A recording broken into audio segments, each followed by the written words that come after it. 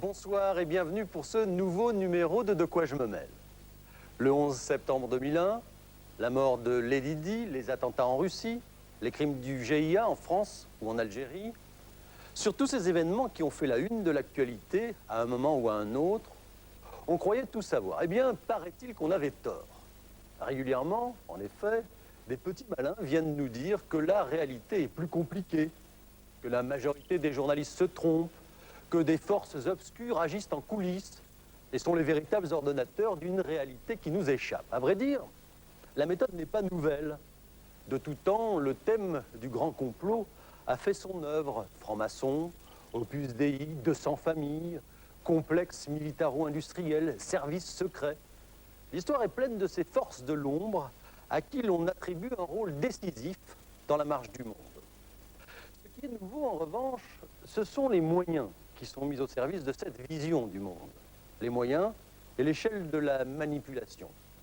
Alors, comment et pourquoi en arrive-t-on aujourd'hui à faire douter des millions de citoyens sur les véritables commanditaires du 11 septembre?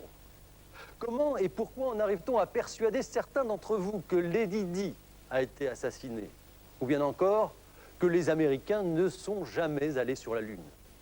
Et qui a intérêt à répandre ces fariboles qui ont toutes en commun de jeter le doute sur le fonctionnement des sociétés démocratiques?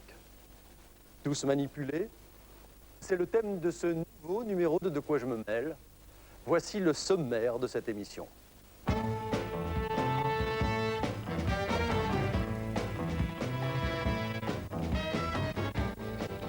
Premier film, le 11 septembre n'a pas eu lieu. Retour sur une rumeur invraisemblable ou comment, à partir d'informations fantaisistes, des gens très en vue en France, en Allemagne ou ailleurs ont réussi à intoxiquer l'opinion. Deuxième film, le grand complot, une tentative pour essayer de comprendre qui tire les ficelles et ce qui se joue derrière ce grand chantier destiné à maquiller la vérité. Puis débat avec nos invités.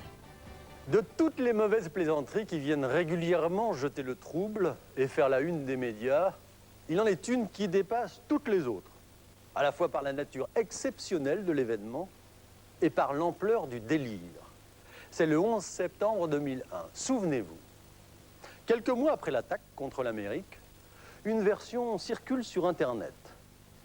Pseudo-preuve à l'appui, des auteurs, des personnalités politiques, des éditeurs, parfois même des journalistes, affirment sans nuance que tout ce qu'on nous a dit jusqu'alors est nul et non avenu. Non, le 11 septembre n'est pas une attaque fomentée par Ben Laden et ses tueurs pour mettre l'Amérique à genoux. Le 11 septembre, disent-ils, c'est une gigantesque manipulation pensée, planifiée et réalisée de main de maître par l'armée américaine. Et pourquoi?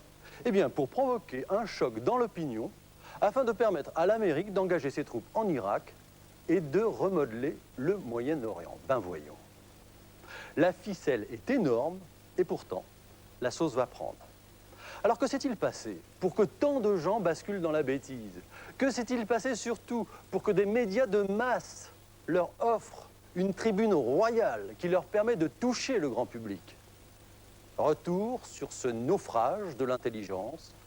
Voici le 11 septembre n'a pas eu lieu. C'est un film doc en stock pour Arte.